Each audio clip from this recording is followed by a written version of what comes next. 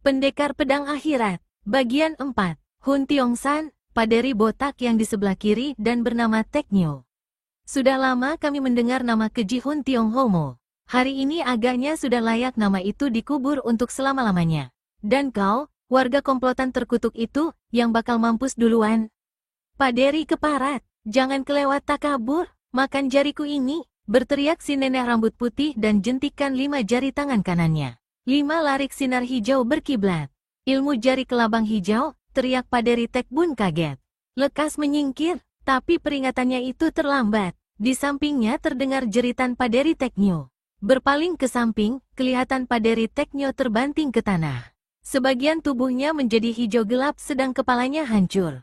Otak dan darah berhamburan. Dan ini untuk kalian berdua, seru si nenek rambut putih seraya jentikan lagi-lagi jari tangan kanannya. Kembali 5 larik sinar hijau menderu ke arah 2 paderi dari Xiao Limsi. Tapi sekali ini serangan itu tidak menemui sasarannya, bahkan mendapat sambutan perlawanan yang hebat. Begitu melihat 5 larik sinar hijau datang menyerang, Paderi Hoa Kong melompat ke samping seraya kebutkan lengan jubahnya. Selarik angin deras mendorong tubuh si nenek, membuat dia terhuyung beberapa langkah sedang bagian dari serangan ilmu jari kelabang hijaunya terdorong ke samping. Di lain bagian, begitu melihat serangan, Paderi Gondrong Tekbun keluarkan buli-buli anggurnya, teguk 3 kali berturut-turut kemudian menyemburkan minuman ini ke depan. Meskipun cuma anggur, namun disemburkan dengan kekuatan tenaga dalam yang ampuh, maka serangan benda cair itu amat berbahaya. Sebagian dari ilmu jari kelabang hijau bukan saja musnah, malah semburan anggur itu terus menerobos dan menerpa tubuh si nenek rambut putih. Perempuan tua ini melengak kaget menyaksikan bagaimana pakaian rombengnya menjadi bolong seperti disundut rokok, kulit tubuhnya menggerayang ngilu, namun untung saja dia mempunyai semacam ilmu kebal hingga dia tidak menderita luka. Baik Paderi Hoa Kong maupun Tekbun diam-diam merasa kaget menyaksikan bagaimana semburan anggur yang mengenai lawan hanya sanggup merobek pakaiannya saja. Maka berbisiklah Paderi Tekbun pada kawannya yang ternyata lebih tua. Hoa Kong tuako, kita harus hati-hati. Tampaknya lawan bukan dari tingkat sembarangan. Abis berbisik begitu, Tekbun berikan isyarat dan kedua paderi dari Xiao Limsi ini kemudian menyerbu pula serentak dengan hebatnya. Nenek rambut putih rupanya sudah mengukur pula tingkat kepandaian lawan yang dua ini. Sejak dulu, paderi-paderi dari Xiao Limsi memang terkenal kehebatannya. Karenanya, dalam menghadapi dua lawan tangguh itu si nenek keluarkan jurus-jurus terhebat dari ilmu silat, siluman harimau, yang dipelajarinya dari ketua Hun Tiong-homo. Serangan dua paderi Xiao Limsi menggebu-gebu tiada olah-olah hebatnya. Setelah berkelebatan cepat selama 2 jurus di mana masing-masing pihak banyak dapat mengintai kelemahan dan kelengahan musuh, di jurus ketiga, si nenek rambut putih membuka serangan dengan keluarkan jurus yang bernama Liong Hun Hol Hong atau awan naga angin harimau. Dua paderi melihat seolah-olah udara malam yang gelap semakin pekat menghitam dan serentak dengan itu terdengar lawan keluarkan suara macam harimau menggereng, dan menyusul satu serangan yang membawa angin laksana tiupan badai. Untuk menghadapi serangan dahsyat ini yang membuat tubuh dua paderi jadi tergotai-gontai, Paderi Tekbun sambut dengan jurus Cian Bun Kilong atau menolak serigala di depan pintu, sedang Paderi Hoa Kong menggebrak dengan jurus Pohun Kian Jit atau menyibak awan memandang matahari. Kecamuk pertempuran di jurus yang ketiga itu bukan kepalang. Tanah serasa bergetar. Masing-masing lawan sama-sama merasa tertekan dan kemudian terlempar sampai 1 tombak.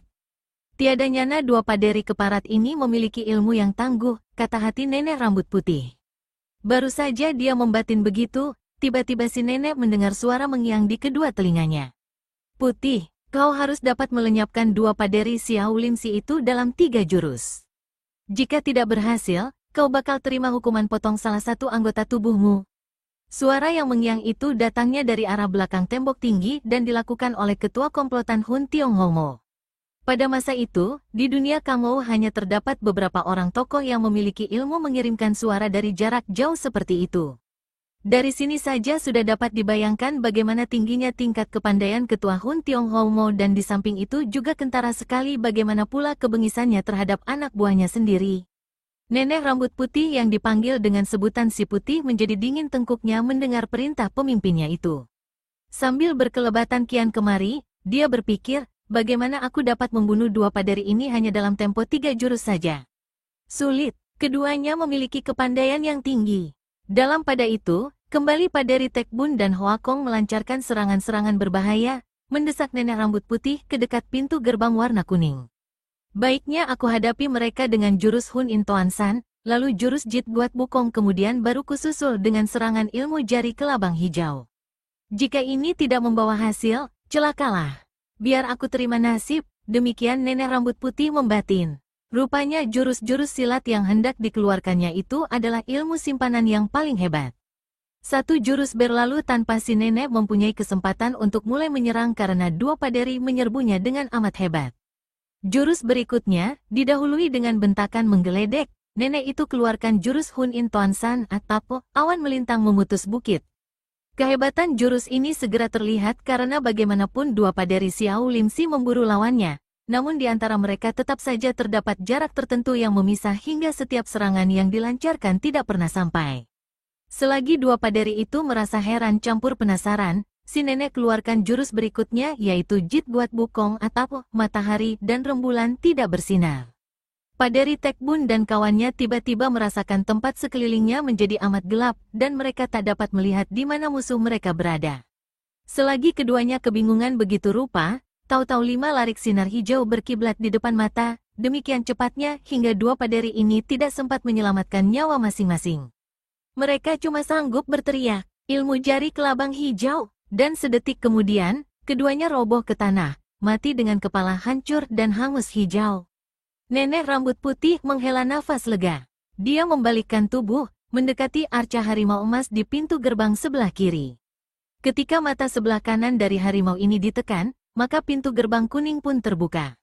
Si nenek lompat ke atas gerobak dan membedal binatang penarik gerobak itu masuk melewati pintu gerbang. Begitu gerobak masuk, pintu gerbang kuning menutup dengan sendirinya.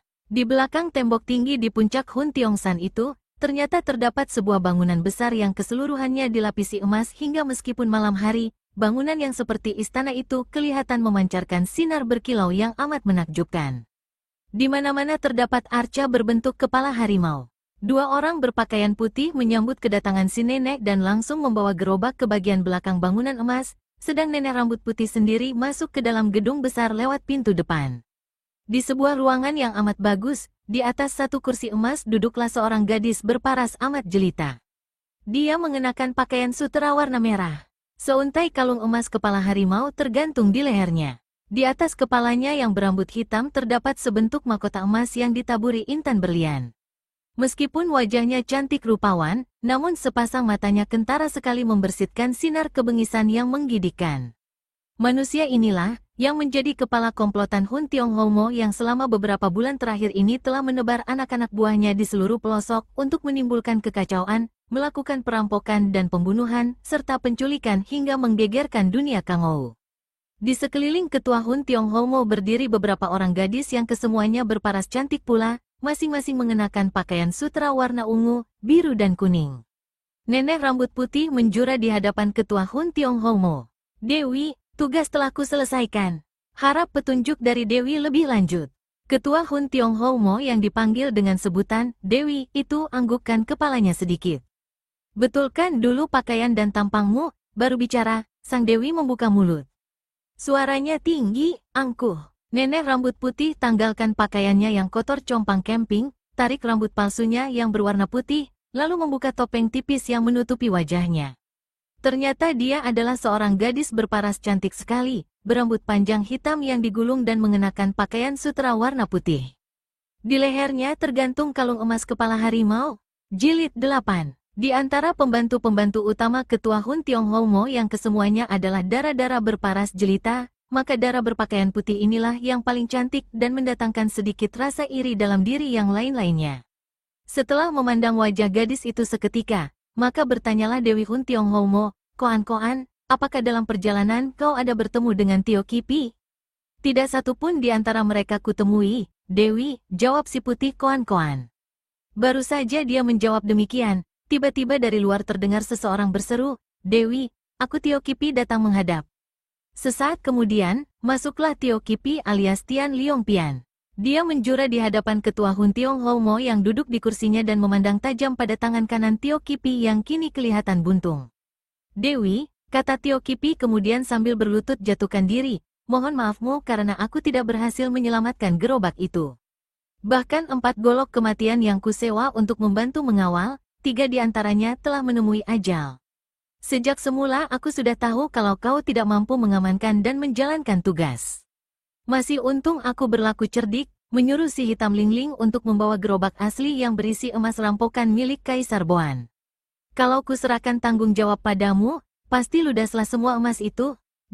Jadi Dewi sudah mengetahui semua, tanya Tio Kipi dengan suara gemetar dan muka seputih kain kafan. Ketua Hun Tiong Homo menyeringai. Matanya kelihatan berapi-api. Aku sudah menerima laporan lengkap tentang tindak tanduk kegagalanmu. Ling Ling, keluarlah kemari. Sebuah pintu terbuka. Seorang kakek berkumis putih melangkah masuk dan menjura di hadapan Dewi Hun Tiong Homo. Sepasang mata Tio Kipi terbelalak. Jika dia tidak salah, kakek ini adalah yang pernah dilihatnya tempo hari di rumah makan di sebuah kota kecil di mana dia kemudian menerima sepucuk surat panggilan dari Ketua Hun Tiong Homo yang ditancapkan di mangkuk nasi.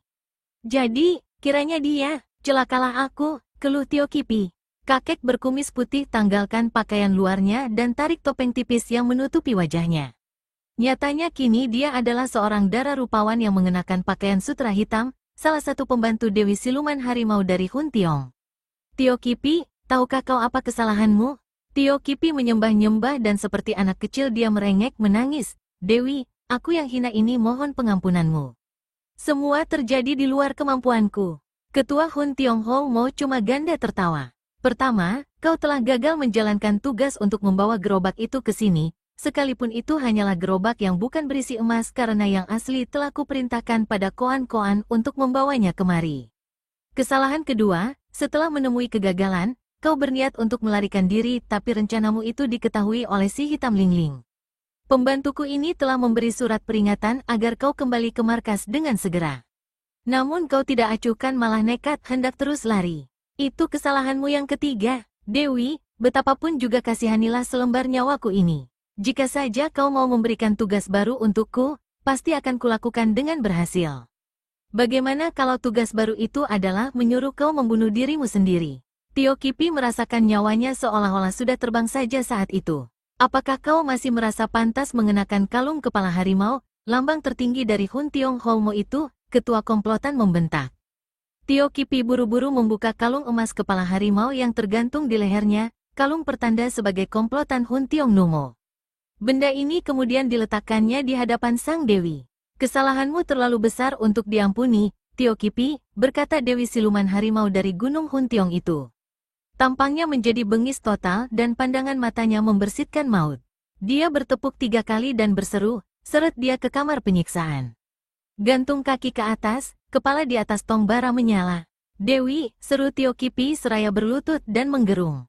Namun saat itu, 3 orang pembantu sang dewi yang juga merupakan murid-murid berkepandaian tinggi sudah melompat ke muka, mengurung Tio Kipi. Dalam takutnya yang sudah sampai pada puncaknya dan dalam keadaan tidak berdaya untuk selamatkan diri, Tio Kipi menjadi nekat. Lari tidak mungkin, minta pengampunan juga tidak bisa. Daripada mati disiksa lebih dulu, lebih baik menyabung nyawa. Dan kebencian serta kemarahan yang meluap bekas tokoh utama dari Provinsi Ciatkang ini tertumpah keseluruhannya pada Dewi Siluman Harimau yang duduk dengan mimik bengis di atas kursi kebesarannya. Dewi, atas semua kesalahan aku rela menerima hukuman, kata Tio Kipi dengan suara bergetar sambil maju beberapa tindak mendekati Ketua Hun Tiong Homo itu. Diam-diam dia kerahkan seluruh tenaga dalamnya ke tangan kiri. Namun sebelum aku menjalani hukuman itu, ada satu rahasia besar yang kurasa perlu kuterangkan padamu. Kening Ketua Hun Tiong Homo mengerenyit. Rahasia apa? Katakan lekas. Begini, Dewi, kata Tio Kipi pula dan dia maju lagi 2 langkah. Jaraknya dengan ketua komplotan Siluman Harimau itu hanya terpisah setengah tombak kini. Di puncak Hun Tiong San ini, tiba-tiba dengan kecepatan luar biasa, dengan mempergunakan jurus yang dinamakan Teng Miao Kintian atau kucing sakti terkam tikus, Tio Kipi lancarkan satu hantaman dahsyat dengan tangan kirinya. Para pembantu ketua Hun Tiong Homo berseru kaget, namun ketuanya sendiri kelihatan tenang-tenang saja di kursinya. Sesaat lagi, pukulan sakti itu akan menghancur leburkan sang dewi, gadis cantik ini dengan senyum maut bermain di bibir, angkat tangan kanannya. Naik, seru ketua Hun Tiong Homo. Dan hebat sekali, Angin pukulan Tio Kipi tadi terdorong penuh sedang tubuh Tio Kipi sendiri tiba-tiba terangkat ke udara sampai 2 tombak. Dan ketika sang dewi memukulkan telapak tangannya ke pegangan kursi, maka jatuhlah tubuh Tio Kipi ke lantai dengan keras. Kepalanya pecah, otak berantakan, darah menghambur. Beberapa pelayan mengangkat mayat Tio Kipi, yang lainnya membersihkan lantai. Kemudian Ketua Hun Tionghomo memandang berkeliling pada murid-muridnya yang berjumlah 5 orang itu. Aku mendapat firasat bahwa kita sekarang ini berada dalam keadaan yang tidak menyenangkan, kalau tak mau dikatakan berbahaya. Pertama, orang-orang Kaisar Boan sudah barang tentu menyelidiki perampokan segerobak emas yang kita lakukan itu. Lambat laun bagaimanapun juga, pasti mereka akan mengetahui bahwa kitalah yang telah melakukannya. Kita tak perlu takut akan serbuan bala tentara Boan kemari karena kita mempunyai banyak senjata rahasia. Namun jika Kaisar Boan meminjam tangan orang-orang Kangou, kita akan cukup direpotkan oleh mereka. Hal kedua adalah munculnya seorang pemuda asing sebagaimana yang diterangkan oleh si hitam Lingling dan si putih Koan-Koan. Dapat dipastikan bahwa pemuda itulah yang bernama Wiro Sableng, yang telah menghancurkan 4 golok kematian dan mencelakai Tio Kipi. Mata-mata kita selanjutnya memberitahu bahwa pemuda itu kini tengah mencari tahu di mana letaknya markas kita. Hal ketiga yang paling berbahaya ialah lenyapnya pendekar pedang akhirat Long Sam Kun dari penjara liang akhirat dan matinya Siang Mo Kiam. Saat ini mungkin dia belum tahu letak markas kita. Tapi cepat atau lambat, dia pasti akan mengetahui juga. Dewi Ketua Hun Tionghomo itu diam sejenak. Kemudian melanjutkan kata-katanya, karenanya, sebelum 3 hal itu menjadi kenyataan yang berbahaya, ada beberapa tugas yang harus kalian lakukan. Pertama, Kau Lingling harus menambah dan menebar sejumlah mata-mata untuk memperhatikan gerak-gerik pasukan Kaisar. Kemudian Kau Si Biru BWBW, mencari tahu di mana adanya pendekar pedang akhirat Long Sam Kun. Kau Si Ungu Lan Lan dan si Kuning Ninio, mendapat tugas membuat alat-alat rahasia baru di sekitar puncak Hun Tiongsan ini. Tugas terakhir pada si putih Koan-Koan ialah membunuh pemuda asing yang bernama Wiro Sableng itu. Untuk itu, kau harus berangkat saat ini juga, yang lain-lain tunggu pemberitahuanku lebih lanjut. Dara berpakaian sutra putih bernama Koan-Koan menjura dan meninggalkan tempat itu dengan cepat. Jilid 9. Sambil bersiul-siul membawakan lagu tak menentu, pendekar 212 Wiro Sableng melangkah lenggang kangkung. Kadang-kadang, sesungging senyum muncul di ujung bibirnya. Saat itu, bukan dia tidak tahu kalau sudah sejak tadi ada seseorang yang mengikutinya dari belakang dalam jarak tertentu. Namun pura-pura tak tahu, dia jalan terus memasuki rimba belantara di kaki bukit yang menurut keadaannya mungkin belum pernah didatangi manusia sebelumnya. Di satu tempat, tiba-tiba laksana seekor burung, dengan gesit dan tanpa suara sama sekali dia melompat ke sebuah cabang pohon yang tingginya hampir 3 tombak. Di sini, dia mendekam di balik rerumputan daun dan menunggu. Tak lama kemudian, di bawah sana dilihatnya ranting-ranting dan semak-semak bersibakan dan sesosok tubuh menyeruak mencari jalan. Pendekar kita tersenyum, dia memang sudah menduga dari semula. Orang yang mengikutinya itu ternyata adalah gadis cantik yang tempo hari dicuri kudanya. Cuma sedikit yang menimbulkan tanda tanya dalam hati Wiro, di mana gadis itu meninggalkan kudanya dan dari mana pula dia mendapat pesalin pengganti pakaian merahnya yang dulu robek-robek. Tepat ketika sang Dara yang kini berpakaian putih ringkas dan rambut digulung di atas kepala sampai di bawah pohon, Wiro melayang turun hingga si Nona menjadi kaget. Ah, sungguh menyenangkan dapat bertemu denganmu kembali, Nona. Kurasa kau pun demikian pula bukan? Wiro menegur sambil garuk-garuk kepala dan cengar-cengir. Siapa sudi bertemu dengan kau, sang Dara melengos. Kalau tak sudi ketemu, kenapa dari pagi tadi kau diam-diam mengikuti? Bukankah itu maksudnya pingin ketemu? Si Nona tadi merah wajahnya karena jengah. Nah, sekarang ringkas saja, Nona. Kenapa kau mengikutiku? Aku tak mengikutimu, hanya kebetulan saja kita satu jurusan dan kau di sebelah depan. Begitu, baiklah. Sekarang kau silakan jalan di sebelah depan dan aku di belakang. Nona itu kelihatan gregetan sekali mendengar kata dan melihat tingkah Wiro. Dengar, katanya serius. Kau dan aku mempunyai kepentingan yang sama. Kita sama menuju Gunung Hun Tiong di mana markas komplotan Hun Tionghomo berada. Kau tak tahu jalan dan aku butuh bantuan. Sekali lagi kutawarkan, bagaimana kalau kita kerjasama? Wiro merenung sejenak lalu tersenyum. Aku kurang begitu percaya padamu. Sebelumnya kau hendak menebas batang leherku. Ingat, Itu karena kau telah mencuri kuda kesayanganku dan... Sudahlah, Nona, kalau kau kepingin jalan sama-sama denganku, aku tak keberatan. Tapi sesampainya di Huntiongsan, kita urus persoalan sendiri-sendiri. Aku belum pernah bertemu laki-laki sesombongmu, desis Nona itu. Aku belum pernah bertemu gadis secantikmu, jawab Wiro pula dan membuat si Nona jadi betul-betul kepingin menggebuk pemuda itu. Kau terlalu, kata gadis itu perlahan dan menggigit bibirnya keras-keras agar air matanya jangan sampai keluar karena rasa kesal yang amat sangat itu. Wiro jadi kasihan juga melihat gadis itu. Sudahlah, aku tadi cuma bergurau. Bagaimana persoalannya sampai saudara laki-lakimu dibunuh oleh komplotan Huntiong Homo? Suatu hari, dia diculik oleh anggota komplotan itu, hendak dipersembahkan pada ketua Huntiong Homo yang kabarnya seorang gadis berparas jelita, tetapi mempunyai nafsu terkutuk luar biasa dan suka menyimpan pemuda-pemuda gagah di markasnya. Jika dia sudah bosan, pemuda-pemuda itu dibunuhnya satu persatu dan cari yang lain. Jadi ketua Huntiong Homo itu adalah seorang gadis, seorang perempuan? Sang Dara mengangguk, seorang gadis cantik dan berkepandaian tinggi luar biasa. Aneh, ujar Wiro. Apa yang aneh? Jika dia berkepandaian tinggi dan banyak tokoh-tokoh persilatan yang jatuh di tangannya, sedangkan usianya demikian muda, sejak umur berapa dia sudah menguasai ilmu silat dan kesaktian? Aku pun tidak mengerti, menyahut si Nona. Kira-kira sebulan sesudah saudaraku diculik, mayatnya ditemukan dalam keadaan rusak di pinggiran kota. Bagaimana kau tahu bahwa komplotan Huntiong Homo yang membunuhnya? Tanya Wiro pula. Ada piau kepala harimau dari emas menancap di keningnya. Wiro manggut-manggut. Bagaimana sekarang? Si Nona ajukan pertanyaan. Apa yang bagaimana? Kau masih tak mau bekerja sama denganku? Apa yang kau ketahui tentang Huntiong Homo? Balik bertanya Wiro. Pertama, aku tahu jalan terpendek ke puncak Huntiongsan tanpa diketahui oleh penghuni markas komplotan itu. Tapi kabarnya markas komplotan itu dipagari dengan tembok luar biasa tingginya sedang di pelbagai tempat penuh dengan senjata rahasia. Itu adalah persoalan kedua, jawab si Nona. Semasa kecil aku sering diajak kakek guruku ke puncak Huntiongsan. Waktu itulah kutemui sebuah terowongan rahasia yang jika diikuti akan sampai di salah satu bagian dalam halaman markas Huntiong Homo.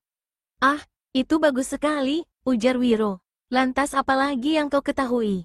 Di samping ketua Huntiong Homo yang terkenal sakti itu, di sana terdapat juga beberapa orang pembantunya yang terdiri dari gadis-gadis cantik dan rata-rata berkepandaian tinggi. Lain hal, tak ada lagi yang ku ketahui. Wiro usap-usap dagunya. Kau belum menerangkan siapa namamu, Nona. Kembali paras Sang Dara menjadi merah. Tapi dia menyahut juga, panggil aku Peklan. Peklan, kalau tak salah itu artinya anggrek putih. Nama yang bagus. Nah, sekarang mari kita sama-sama lanjutkan perjalanan. Kau silakan jalan duluan, kata Peklan pula. Bagaimana ini? Katanya bekerja sama, jalan sama-sama tidak mau. Jalan saja duluan, aku tunjukkan arah dari belakang. Sekeluarnya dari rimba ini, puncak Huntiongsan akan segera terlihat. Wiro tarik nafas panjang dan geleng-geleng kepala. Akhirnya dia melangkah juga. Peklan mengikutinya sejauh 15 langkah di belakang. Ketika hampir akan keluar dari hutan belantara itu, tiba-tiba Wiro tersentak kaget menyaksikan pemandangan beberapa langkah di hadapannya. Seorang nenek-nenek tadi kenal, berambut putih berpakaian compang camping, duduk menjelepok di tanah. Di tangannya ada sepotong ranting kering. Dengan ranting ini dia menggurat-gurat tanah. Gerakan tangannya acuh tak acuh dan tampaknya perlahan saja, namun guratan yang terlihat di tanah demikian dalamnya, tanpa mempergunakan tenaga dalam yang tinggi tak bakal seseorang mampu melakukan hal itu. Wiro sudah mengetahui baik di tanah airnya maupun di Tiongkok, orang-orang atau tokoh persilatan itu banyak yang bersifat aneh. Karenanya, dia sudah menduga kalau nenek tak dikenal ini pun tentu salah seorang dari tokoh-tokoh golongan aneh itu. Maka menjuralah dia dengan penuh hormat dan menegur dengan lembut. Nenek tua rambut putih, maafkan Xiao mengganggu ketentramanmu. Sudilah nenek memberi jalan sedikit agar aku dapat melanjutkan perjalanan. Sementara itu Peklan yang mengikutinya dari belakang, begitu melihat ada orang lain di depan, cepat hentikan langkah, menyelinap ke balik semak belukar dan menghilang. Anehnya, ditegur oleh Wiro si nenek seolah-olah tak mendengar dan terus saja menggurat-gurat tanah dengan ujung ranting kering. Memikir kalau-kalau pendengaran si nenek kurang baik, maka Wiro menegur lagi. Kali ini dengan suara lebih keras. Si nenek tiba-tiba angkat kepalanya. Kelihatan jelas kini wajah yang mengeriput. Di lain pihak, Wiro melihat bagaimana sepasang mata si nenek bening bercahaya, bukan seperti mata seorang yang sudah lanjut usia. Si nenek sendiri begitu matanya membentur wajah Wiro, hatinya tercekat dan dalam hati dia membatin. Ah, tak kusangka kalau yang harus kubunuh ini seorang pemuda asing berparas gagah, meskipun tindak tanduknya macam orang tolol dan lucu. Kemudian nenek ini cepat-cepat tundukkan kepalanya kembali. Pandangan mata Wiro sableng membuat hatinya bergetar. Nenek, beri jalan padaku. Wiro berkata lagi. Tiba-tiba si nenek melompat. Mimiknya jadi bengis dan dia membentak garang. Bangsat, kapan aku kawin dengan kakekmu kau panggil aku nenek? Mendengar ini, Wiro hendak meledak tawanya. Tapi batal karena sambil membentak, dilihatnya si nenek tusukkan ranting kering di tangannya ke arah dada Wiro. Meskipun cuma sepotong ranting kering, namun bisa mendatangkan maut karena dialiri tenaga dalam yang hebat. Wiro berkelit ke samping dan menghantam dengan tangan kanannya. Blukek, pukulan tepi telapak tangannya tepat mengenai lengan si nenek. Ranting terlepas mental dan si nenek menggigit bibir menahan sakit. Wiro sendiri merasakan tangannya seperti kesemutan. Diam-diam pendekar ini kaget juga dan mulai berlaku lebih hati-hati. Aku tiada permusuhan denganmu, nenek, kenapa kau menyerangku? Mulutmu terlalu kurang ajar. Orang sepertimu pantas dilenyapkan. Bukankah kau yang duluan bicara segala macam kawin dengan kakekku? Kau yang buktinya bermulut usil, Nek. Si nenek yang bukan lain adalah si putih Koan-Koan sebenarnya merasa geli juga mendengar ucapan Wiro itu. Namun berhubung dia mendapat tugas dari ketuanya untuk membunuh pemuda asing ini, maka itu tak dapat ditawar-tawar lagi.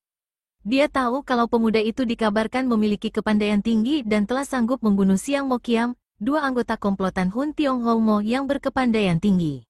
Karenanya, dalam serangan kedua dia sengaja keluarkan jurus Hun In Toan San atau awan melintang memutus bukit, yakni jurus pertama yang sebelumnya telah mengantar kematian dua paderi Xiao Lim Si berkepandaian tinggi itu.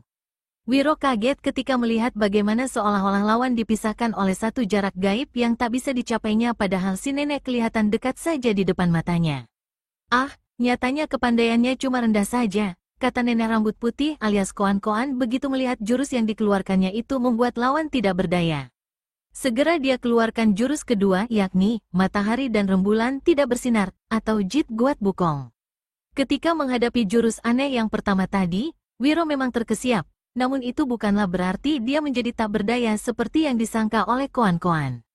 Secepat kilat, tangan kanannya mendorong ke depan melancarkan pukulan sakti bernama Benteng Topan Melanda Samudera. Setiup angin bertiup dengan dahsyat, seolah bumi ditiup badai. Kini Koan-Koanlah yang menjadi kaget. Bukan saja dia tak mendapat kesempatan untuk mengeluarkan jurus Jit Guat Bukong, tetapi jurus Hun In Toan San-nya pun dilabrak musnah sedang dirinya sendiri terhuyung-huyung beberapa langkah ke belakang. Melihat lawan nyatanya memiliki kepandaian tinggi, tidak serendah yang diduganya, Koan-Koan menjadi marah dan naik pitam. Baginya, jika menghadapi lawan seperti ini hanya ada satu pilihan, dia yang bakal konyol atau lawan yang akan meregang nyawa. Karenanya, Koan-Koan tanpa tunggu lebih lama lagi segera keluarkan kesaktiannya yang paling tinggi yaitu ilmu jari kelabang hijau. Ketika Peklan yang mengintip di balik belukar melihat si nenek rambut putih jentikkan 5 jarinya yang disusul dengan berkiblatnya 5 larik sinar hijau yang menggigitkan, maka darah itu tersentak kaget dan berseru memperingati Wiro. Saudara, awas, itu pukulan ilmu jari kelabang hijau yang ganas. Lekas menyingkir, Wiro tertegun mendengar peringatan itu, sedang Koan-Koan sendiri terheran-heran karena tak menyangka kalau ada orang ketiga di tempat itu.